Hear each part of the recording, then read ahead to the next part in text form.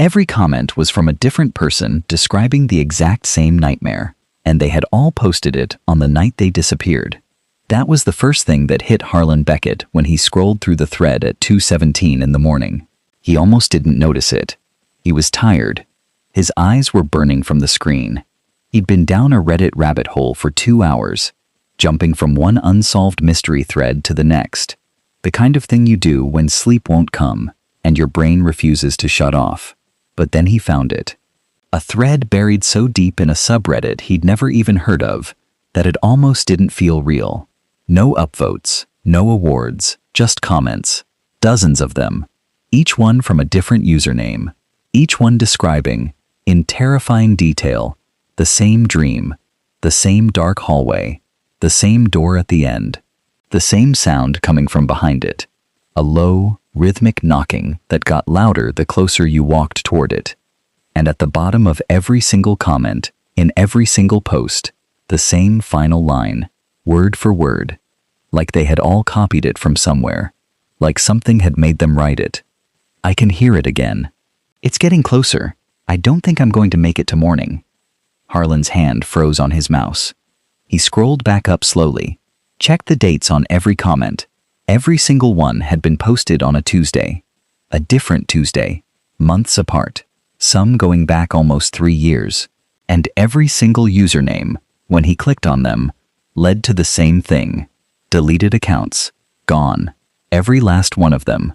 He sat in the dark of his apartment, the blue light of his screen, the only thing separating him from the black outside his window, and he felt something cold settle into his chest. Not fear exactly. Something older than fear. Something that whispered to him that he had just made a terrible mistake by reading this far. He should have closed the tab. He should have gone to bed. He didn't. If that opening just sent a chill straight through you, and you need to know how deep this nightmare goes, hit that like button right now and subscribe to the Dark Chronicles. Turn on notifications, because this story is about to pull you somewhere dark. And trust me, you are not going to want to miss a single second of what comes next. The night it started, Harlan Beckett was doing what he always did when he couldn't sleep. He was lying on his couch with his laptop balanced on his chest. The apartment around him, quiet and dark except for the glow of the screen and the distant sound of traffic on the street below. He lived alone on the 4th floor of a building in Raleigh, North Carolina. A small, clean apartment that he'd filled with secondhand bookshelves and a desk he never used, and the particular stillness of a man who had learned to be comfortable in his own silence. He was 31. He worked in data analysis for a logistics company. He was, by every reasonable measure, an ordinary person, leading an ordinary life. He had no reason to go looking for something that would change him. But that is the thing about certain nights. They don't warn you. They just arrive, and before you understand what's happening, you're already inside them. He'd been on Reddit for 2 hours by the time he found it. He'd started on a thread about unsolved disappearances in national parks, then drifted into a discussion about cold case databases, then followed a link someone had buried in a comment that led to a subreddit he didn't recognize. The name of the subreddit was R Thresholds. He'd never seen it before. It had fewer than 400 members.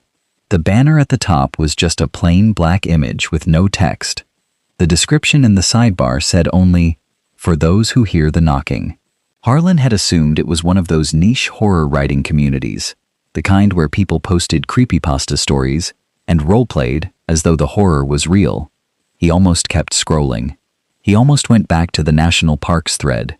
Instead, almost without thinking about it, he clicked on the most recent post. The title of the post was, "It Happened Again Last Night." There was no body text, just comments, and there were a lot of them. Harlan started reading from the top. The first comment was from a user called Velvet Static 88. It had been posted 7 months ago. It said, "Same hallway, same door, same sound. I don't know how to explain this to anyone who hasn't felt it. It's not like a regular dream. You know you're asleep, but you can't wake up. You walk toward the door because something in you has to. And the closer you get, the louder the knocking gets. And then right before you reach the handle, you're awake, sitting up in bed, heart hammering, and I swear, for a few seconds, I can still hear it. Even when I'm awake, I can still hear it. I don't think I'm going to make it to morning. Harlan blinked. He read it again. Then he scrolled to the next comment. The username was Pinemouth Hollow, posted 5 months ago. It said, "The hallway is long, and the walls are the color of old teeth, and the floor doesn't make a sound when you walk on it. The door at the end is dark wood, old. There's no handle on your side. The knocking comes from behind it, steady, slow, like a heartbeat from something much larger than a heart. You can't stop walking toward it. Your legs just go. And then right before you reach the handle, you're awake, sitting up in bed, heart hammering. And I swear, for a few seconds, I can still hear it. Even when I'm awake, I can still hear it. I don't think I'm going to make it to morning." Harlan sat up. His laptop slid sideways, and he caught it without looking. He read that comment 3 times. Then he kept scrolling. Comment after comment after comment. Different usernames. Different timestamps. Some months apart, some separated by only a few weeks. But every single one of them described the same hallway, the same door, the same knocking, the same inability to stop walking toward it. And every single one of them ended with the exact same sentence, word for word, punctuation identical. "I don't think I'm going to make it to morning." He counted them. There were 41 comments, 41 different users, and every last one of those 41 comments ended the same way. He told himself there was a rational explanation, copy-paste, an inside joke, a community ritual where everyone used the same sign-off as some kind of shared bit. He'd seen stuff like that before in tight-knit online communities. He clicked on Velvet Static 88 to check the account history. The account was deleted. He clicked on Pinemouth Hollow, deleted. He went through the next 10 usernames in order, clicking each one. Every single account was gone, wiped completely. No post history, no comment history, nothing. Just the gray ghost of a deleted user where a person used to be. His mouth was dry. He reached for the glass of water on the coffee table and drank half of it without taking his eyes off the screen. He started checking the dates more carefully. Each comment had a specific timestamp, not just the date, but the hour. He started writing them down on the back of an envelope he found on the side table. The kind of thing you do when your brain is telling you that you need to make this real. You need to see it outside the screen. The first comment from Velvet Static 88 had been posted at 2:04 a.m. on a Tuesday. Pinemouth Hollow's comment, 2:09 a.m. A Tuesday. He checked the next one. 1:58 a.m. Tuesday. The next. 2:17 a.m. Tuesday. His stomach tightened with every line he wrote. All 41 comments. All posted between 1:45 a.m. and 2:30 a.m. All on a Tuesday. Different Tuesdays, spread across nearly 3 years, but always a Tuesday. Always in that same narrow window of the early morning. Always from an account that no longer existed. Harlan looked at the clock on his laptop. It was 2:17 a.m. on a Tuesday. He felt a strange, airless sensation, like the room had gotten slightly smaller. He made himself breathe slowly. He told himself that was a coincidence. He was looking for patterns, because the human brain was built to look for patterns. That was all this was. He'd stumbled into some elaborate collaborative horror project, and he was reading too much into the timestamps, because it was late and he was tired, and the brain did strange things at 2 a.m. He almost believed it. Then he scrolled back to the very top of the thread, to the original post, the one with no body text. He looked at when it had been posted, 6 months ago, a Tuesday, 2:03 a.m. And then he looked at the username of the person who had originally created the post. It was a string of letters and numbers that meant nothing. TRH7741, open. And when he clicked on it, the account was deleted like all the others. But below the username, where Reddit displays how many comments a post has received, there was a number. It said 41 comments. But when Harlan counted the comments on screen, there were only 40. He counted again. 40. He refreshed the page. Still 40. He checked his envelope. He'd written down 41 usernames. He scrolled through every comment on the page twice more, slowly, one by one. There were definitely only 40 visible comments, which meant one comment had been removed, deleted, either by its author or by a moderator after he'd started reading. While he'd been sitting there, while the page had been open on his screen, someone, or something, had been watching the thread while he was in it. Harlan closed the laptop. He sat in the dark for a long moment. Then he opened it again. He went to his browser history and pulled up the thread. It loaded. He exhaled. He clicked on the subreddit itself, r/thresholds. The page came back with a simple message. This community has been banned. He tried the direct link to the thread again. Page not found. He tried a cached version through Google. Nothing. The thread was gone. The subreddit was gone. The entire thing had vanished in the space of 30 seconds while he sat there watching. He sat very still. Outside, a car passed on the street below. The sound of it faded, and then the silence came back, heavier than before. He had screenshots. He'd taken them automatically, almost without deciding to. The habit of a data analyst who documented everything. He went through them now, cross-referencing the usernames against his handwritten list. 41 names, 41 deleted accounts, and one comment he'd never actually read because it had been removed before he could reach it. But he had a screenshot of the comment count, 41, before it dropped to 40. He could prove the comment had existed. He just didn't know what it said. He started searching the usernames one by one in Google. Most returned nothing. A few returned fragments. Old cached profile pages with no useful information. Ghost links that led nowhere. But the seventh name on his list, a user called Bramblewick Fen, returned something. A forum post on a completely separate website. A small paranormal discussion board that looked like it hadn't been updated in 2 years.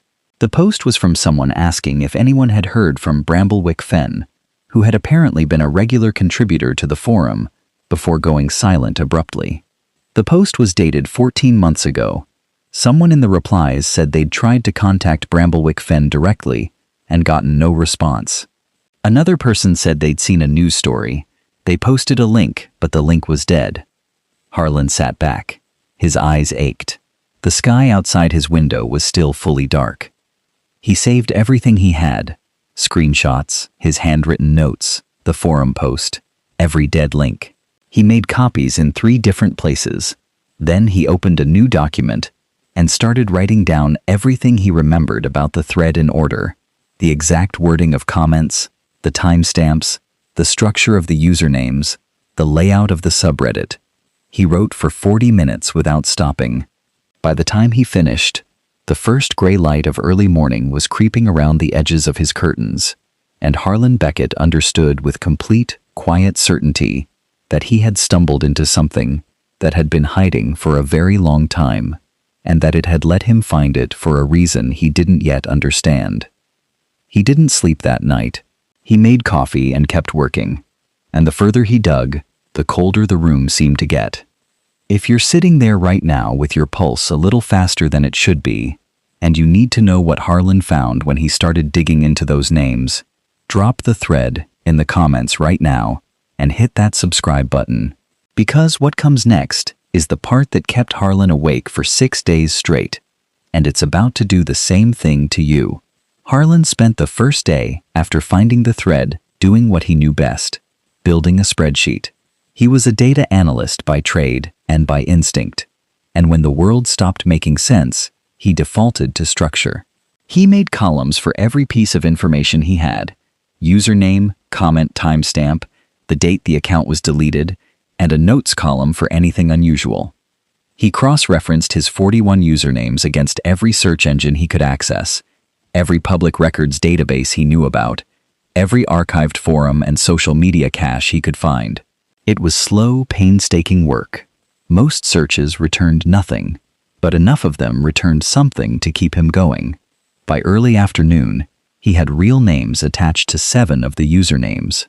The first was a woman named Leanna Pruitt, 26, from Spokane, Washington. She'd used the Reddit handle BramblewickFen. He found her because the paranormal forum he'd discovered the night before had enough detail in its posts to identify her. People who'd known her online mentioned her real name when they'd tried to track her down. She had disappeared in March, 18 months ago. He found a brief mention of it in the archives of a local Spokane news site. A paragraph, nothing more, describing her as a missing person whose case had yielded no leads. Her family had posted on a public Facebook page asking for information. The last post on that page was from 11 months ago. It said simply, "We haven't forgotten you." No one had replied. The second name he found was a man called Tobias Wren, 33, from Baton Rouge, Louisiana.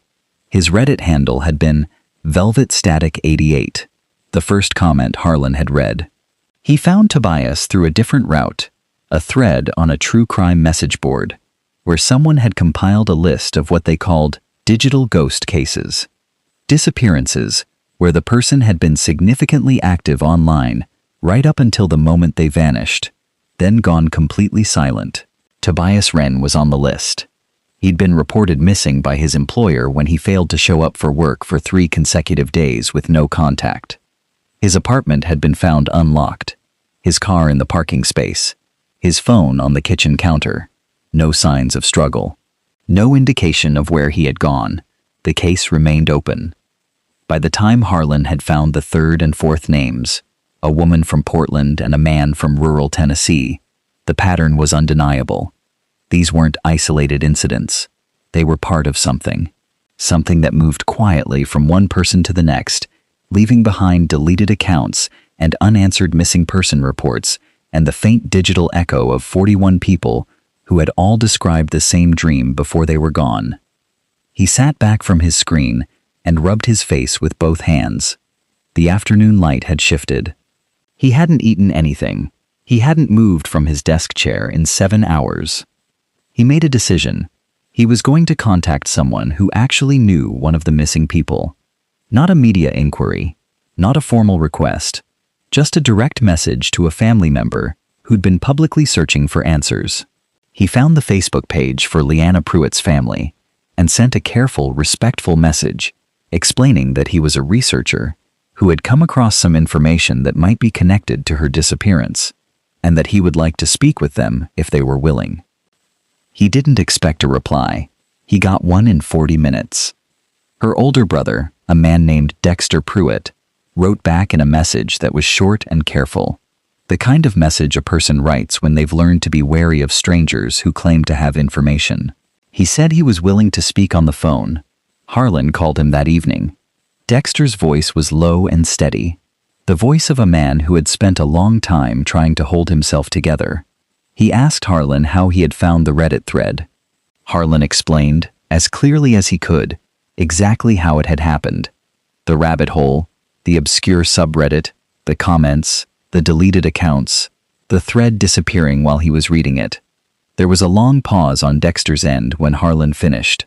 Then Dexter said something that made the hair on Harlan's arms stand up. "She called me the night before she disappeared," Dexter said. "She called me at around 2 in the morning. I didn't pick up.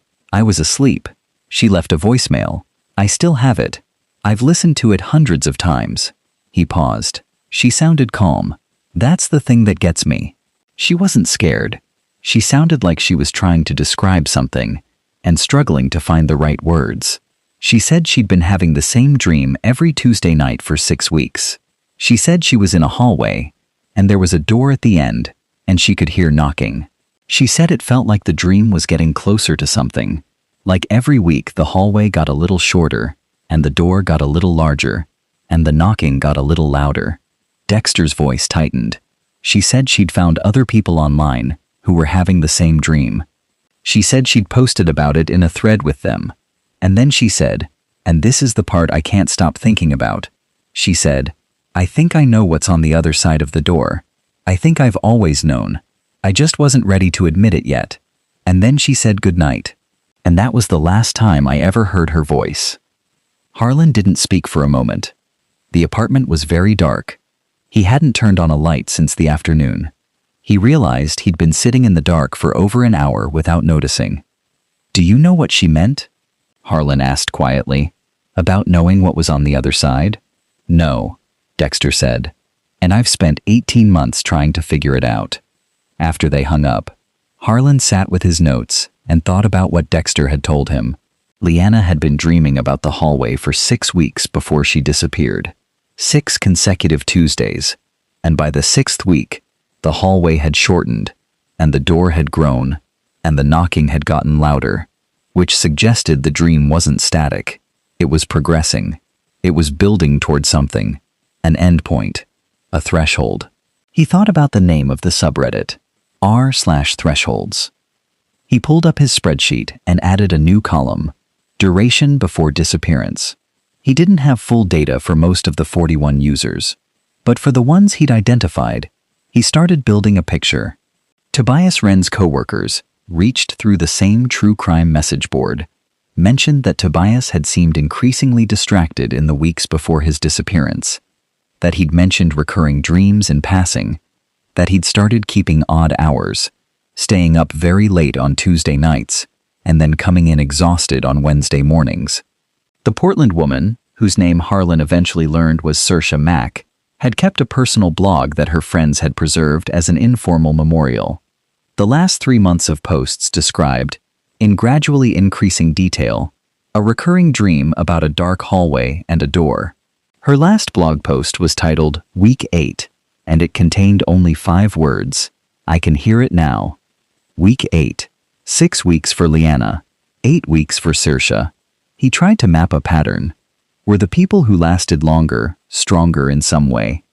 Did they resist longer before the dream pulled them all the way through? He didn't know. He didn't have enough data. But the suggestion terrified him. That this was a process. That the dream was patient. That it came back every Tuesday night. And each time it came, it was a little closer to finished. He was deep in his notes when his phone buzzed. A Reddit notification. He almost dropped the phone. He'd forgotten he was still logged into Reddit on his phone. The notification said, "You have a new private message." He opened it. The message was from a username he didn't recognize. TRH7741. Open. The same username as the original post creator. The account that had been deleted. He stared at the username for a long time before he made himself read the message.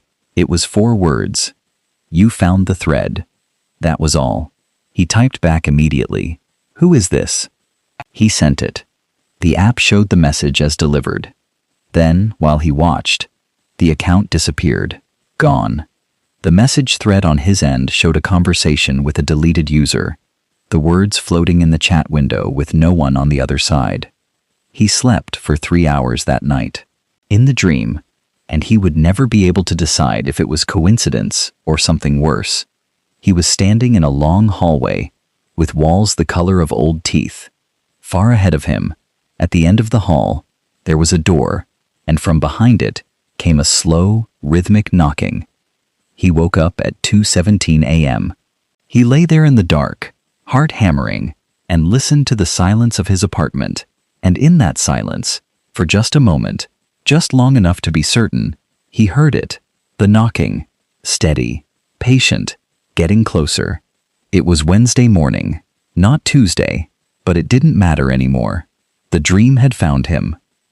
If your heart is going right now, and you need to know what's behind that door, and whether Harlan makes it out of this, comment "What's behind it?" and subscribe right now, because we are about to go somewhere you cannot come back from unchanged. The truth has been in this story from the very beginning, and it is so much worse than the door. Harlan did not go back to sleep after the knocking woke him on Wednesday morning. He got up, made coffee, turned on every light in the apartment, and sat at his desk with the kind of rigid, deliberate calm that people adopt when they're afraid that if they stop moving, they'll fall apart. He had a choice to make. He could close his laptop, delete his files, burn his notes, and try to forget everything he'd seen. He was a rational person. He'd made it this far in life by trusting data, by following evidence, by not leaping to conclusions that the facts didn't support. And the facts were this.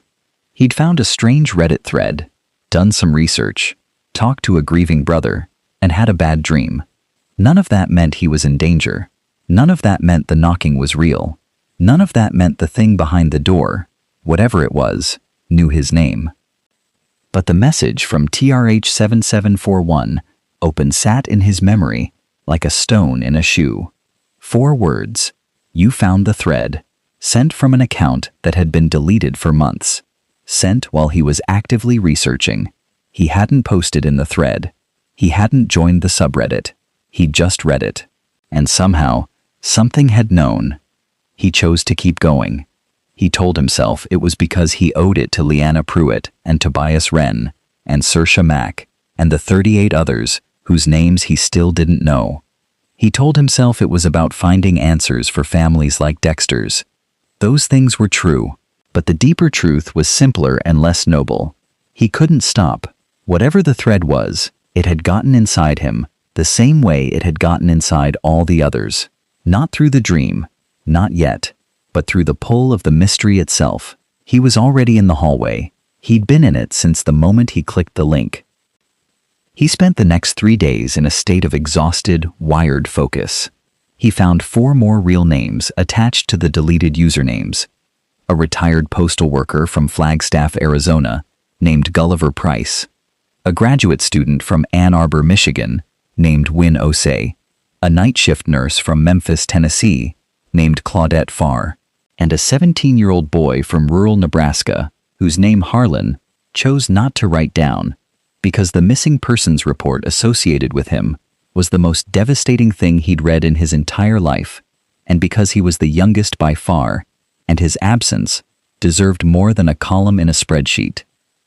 Each of them had disappeared on a Wednesday. Always a Wednesday, always after a Tuesday night, always after a final post in the thread that ended with those same 11 words. On the 4th day after the dream, Harlan found the origin. He found it because of a detail he'd almost dismissed as irrelevant, the specific phrasing of the subreddit's sidebar description, for those who hear the knocking, not who heard in the past tense. Present, an ongoing state. He searched the phrase across multiple platforms and found it in an unexpected place, a digitized archive of a small regional newspaper from Western Virginia, dated 1987, an article about a local legend. He read it with the kind of focused, skin-prickling attention that he'd only ever felt once before, the night he found the thread itself. The article was about a farmhouse on the outskirts of a town called Graber's Mill that had been abandoned since the 1960s. Local teenagers had avoided it for decades, not because of the usual rural ghost story reasons, not because of a murder or a death or a tragedy anyone could point to, but because of a specific, persistent report from anyone who had ever spent time near it. They heard knocking from inside the house, from a room on the ground floor with no windows and a door that had been nailed shut from the outside sometime in the 1940s.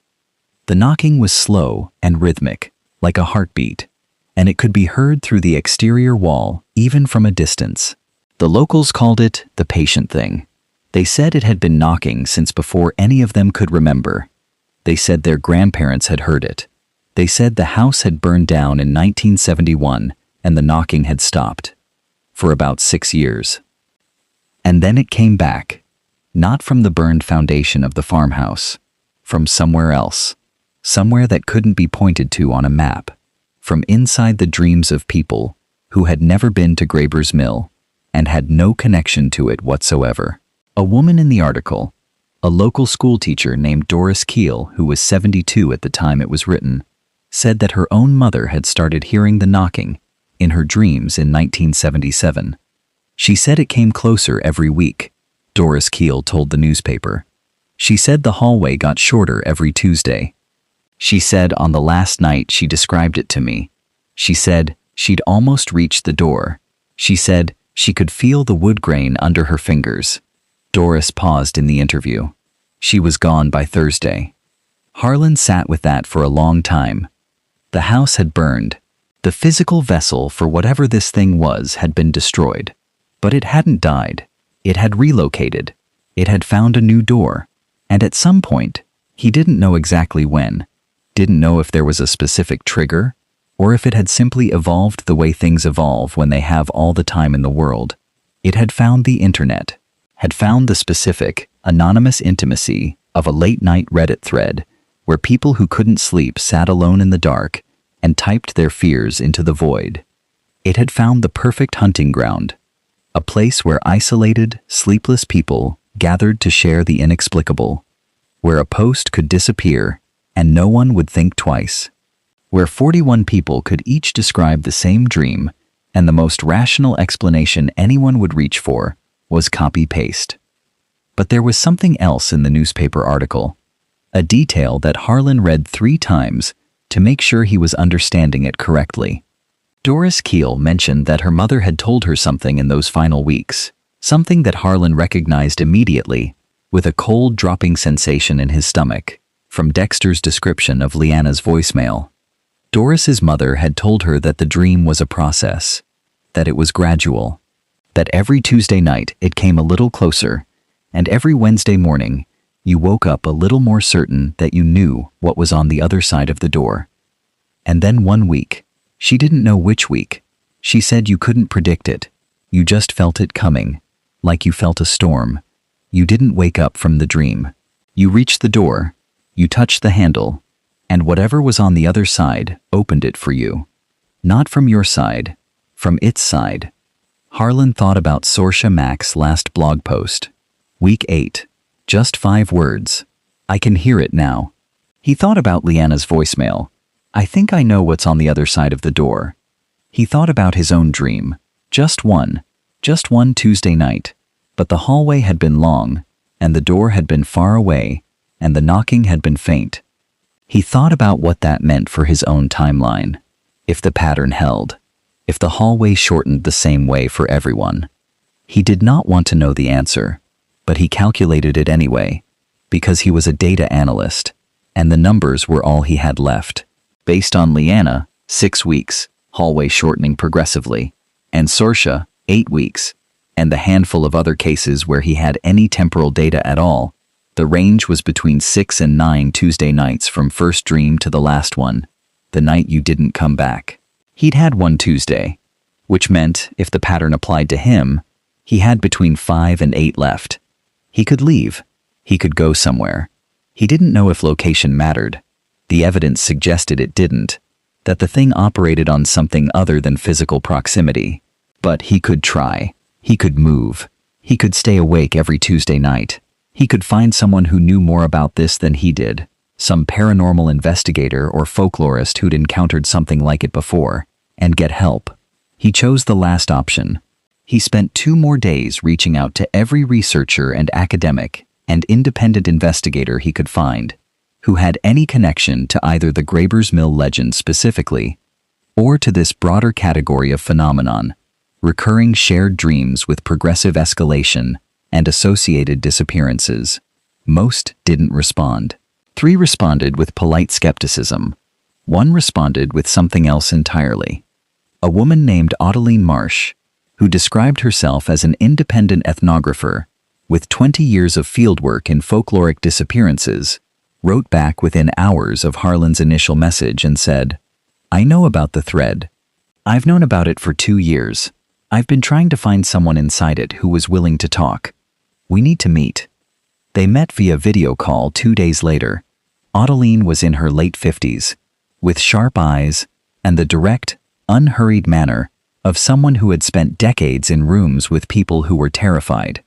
She had a file, not just notes, a proper research file, thick with documented cases and historical cross-references, and a timeline that stretched back further than Harlan's 1987 newspaper article. She had records going back to the 1920s. Different places, different people, the same essential pattern, the hallway, the door, the knocking, the Tuesday nights, the progressive shortening of the distance, the disappearances on Wednesdays. The thread was the most recent manifestation, Adeline said. She said it calmly, the way you state a fact you've long since stopped being surprised by. Before that, it was a chain letter.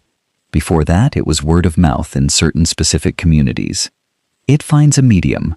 Whatever this thing is, It has been finding a medium for a very long time. The medium changes. The pattern doesn't. What is it? Harlan asked. Adeline was quiet for a moment. I don't know what it is in any definitive sense, she said finally. I know what it does. I know that every person who has ever completed the dream sequence, reached the door and touched the handle, has never been found. No body, no trace, no explanation. Across 100 years of documented cases. And I know what every person who made it close to the end described in those final weeks. She paused. They all said the same thing, Harlan. In different times, in different places, in different languages.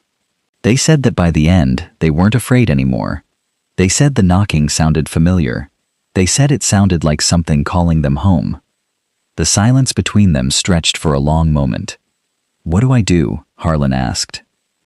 You don't sleep on Tuesday nights, Adeline said. Not yet. Not until we understand more. You document everything. Every dream. Every detail.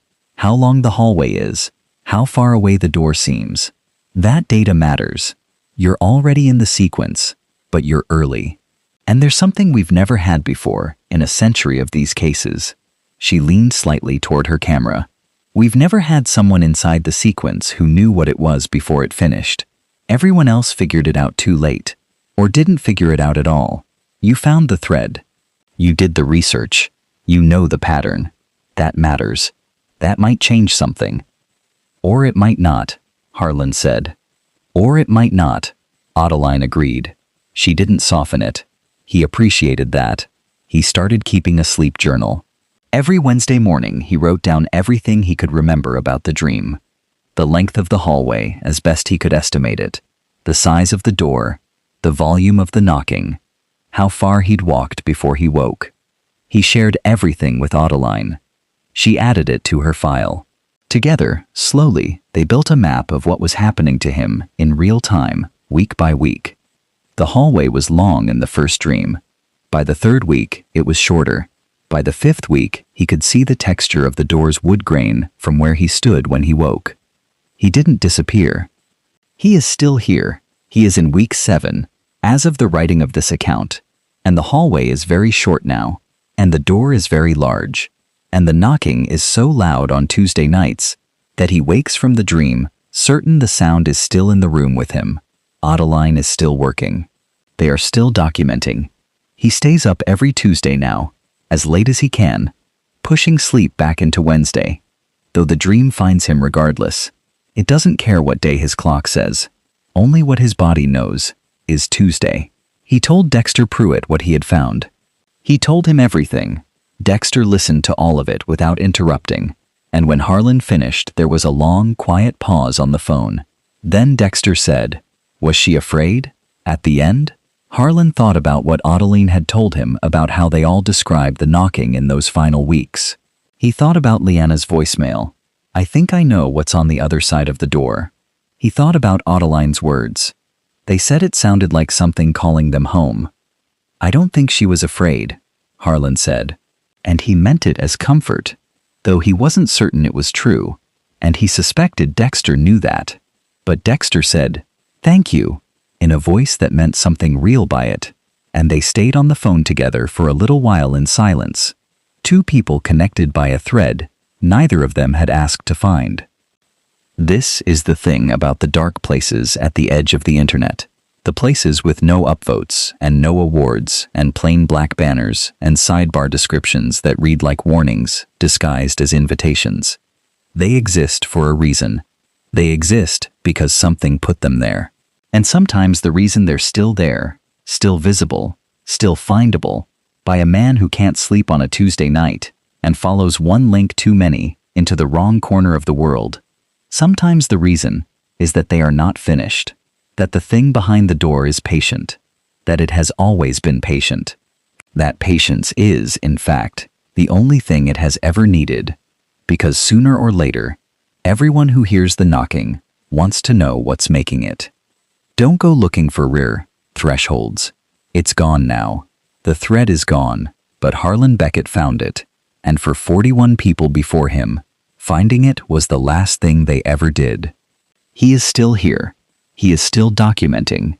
He is still fighting, week by week, against a thing that has been waiting behind a door for longer than anyone alive can remember. His Tuesday nights are very short now. His Wednesday mornings are very long.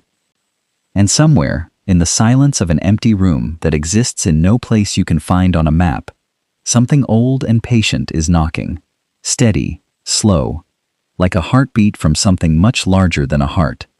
It is waiting for the door to open. It always waits.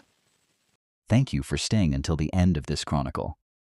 You didn't have to, but you did, and that means everything.